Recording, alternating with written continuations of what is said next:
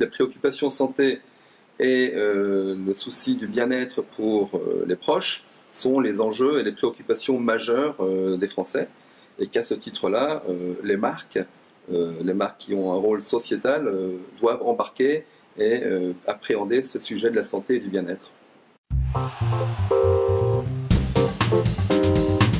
Moi, ce qui m'a particulièrement frappé dans l'intervention d'Emmanuel Lebouille, c'est le nouveau rôle du distributeur, en fait, qui n'est plus juste là pour distribuer des produits, mais qui a une vraie mission sociétale qui est de sélectionner et donc de mettre à disposition des consommateurs les moyens pour eux de faire un choix éclairé, en toute transparence, sur leur alimentation.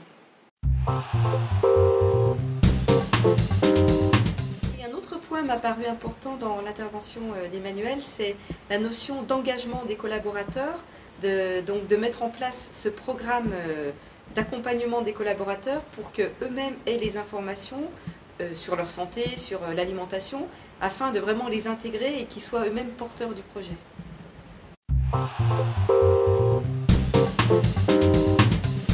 Alors, ce que je retiens dans les résultats de l'étude présentée par Marie-Ève ce matin, c'est que les allégations santé, voire les allégations, les claims marketing des marques, peuvent parfois prêter à confusion pour le consommateur.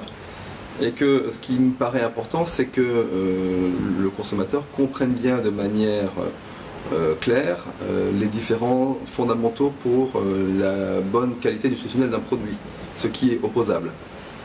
Parce qu'au final, c'est ce qui lui permettra de faire un choix de produit en ayant bien toutes les cartes en main pour décider si c'est le bon produit pour lui ou pour elle.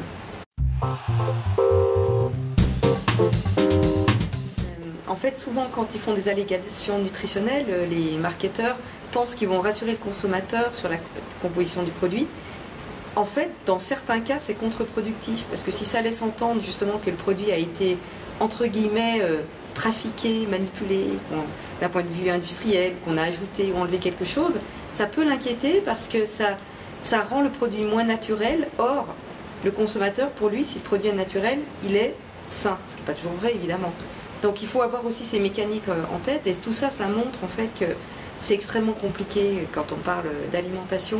Il ne faut pas juste se focaliser sur un aliment et sa composition, c'est beaucoup plus large que ça. Il y a toutes les représentations autour, il y a le contexte de consommation, avec qui on le mange, dans quelles circonstances, et ça intervient, et ça joue un rôle au moins aussi important que la composition de l'aliment. Et puis il y a un dernier élément qu'il faut surtout garder en tête, c'est celui du plaisir. Bien manger, c'est aussi se faire plaisir au quotidien.